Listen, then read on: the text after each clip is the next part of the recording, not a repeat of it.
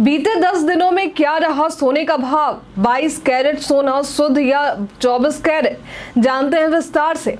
27 अगस्त को 22 कैरेट प्रति 10 ग्राम सोने का भाव 67,750 रुपए था। वहीं 24 कैरेट प्रति 10 ग्राम सोने का भाव 71,140 रुपए। बात करें 26 अगस्त की, तो 22 कैरेट 10 ग्राम सोने का भाव 67,850 रुपए, तो वहीं 24 कैरेट प्रति 10 ग्राम 71,240 रुपए। बात करें 25 अगस्त की, तो इस दौरान सोने का भाव 67,850 रुपए, तो वहीं 24 कैरेट प्रति 10 ग्राम सोने का भाव 71,240 रुपए रहा। 24 अगस्त को 22 कैरेट सोने का भाव 67,500 रुपए, तो वहीं 24 कैरेट सोने का भाव 70,880 रुपए। 23 अगस्त को 22 कैरेट सोने का भाव 67,700 रुपए, तो वहीं 24 कैरेट 10 ग्राम सोने का भाव 71,090 रुपए। 23 अगस्त को 22 कैरेट सोने का भाव 68,000 रुपए, तो वहीं 24 कैरेट सोने का भाव 71,400 रुपए रहा। 21 अगस्त को सोने का भाव 67,500 रुपए, तो वहीं 24 कैरेट 10 ग्राम सोने का भाव 70,880 रुपए रहा। 20 अगस्त को 22 कैरेट सोने का भाव 67,600 रुपए, तो वहीं 24 कैरेट सोने का भाव 70,980 रुपए रहा। 19 अगस्त की बात करें तो इस दौरान 10 ग्राम 22 कैरेट सोने का भाव 67,600 रुपए, तो वहीं 24 कैरेट प्रति 10 ग्राम सोने का भाव 70,980 रुपए रहा है। सोना असल में कितना सोना है ये तय करता है हॉलमार्क। इसके लिए सर्वप्रथम पता होना चाहिए कि जो सोना खरीदा गया है वो कितने कैरेट का है, 22 या 24 कैरेट का। सोना खरीदने के लिए ये जानना बेहद ही जरूरी है कि 22 कैरेट सोना में और 24 कैरेट सोना में क्या फर्क है।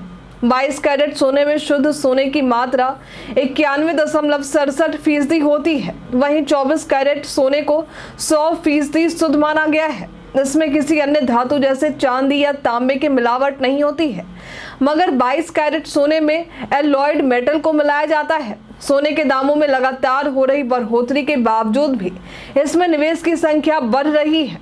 देश में सोने का मोल सिर्फ जेवरात तक ही सीमित नहीं है, आर्ट और सिक्कों में भी इसके आंकड़े बढ़ रहे हैं।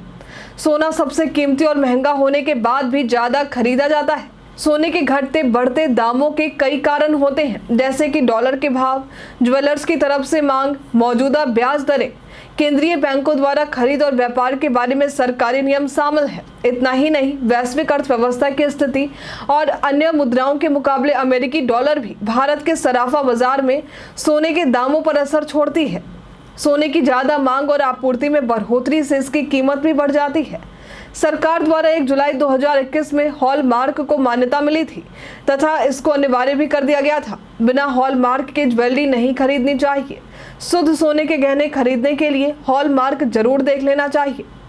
आपको बता दें कि सोने पर अब 3 प्रकार के चिन्ह होते हैं: BIS लोगो, प्योरिटी का ग्रेड और 6 संख्या वाला अल्फा न्यूमेरिक कोड यानी HUID। आपको मालूम होगा कि 24 कैरेट सोना यानी 100% सोना, इससे गहने नहीं बनते हैं। गहने को बनाने के लिए 18 या 22 कैरेट सोने का उपयोग किया जाता है।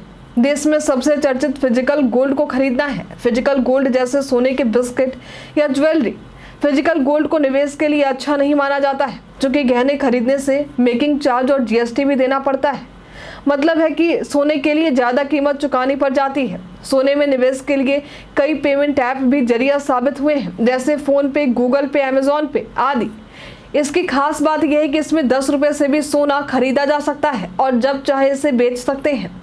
सोने में निवेश का एक साधन गोल्ड ETF भी है। ये एक तरह का एक्सचेंज ट्रेडेड फंड होता है, जिसे किसी शेयर के जैसे खरीदा या बेचा जाता है। इसे खरीदने के लिए डीमैट अकाउंट होना अनिवार्य होता है। ऐसे सोने खरीदने पर कुछ भी मेकिंग चार्ज नहीं देना होता है। सोने की बढ़ती मांग पर आप क्या कहना चाहेंगे, हमें कमेंट में लिखकर जरूर बताएं। हमारे साथ बने रहने के लिए आपका धन्यवाद।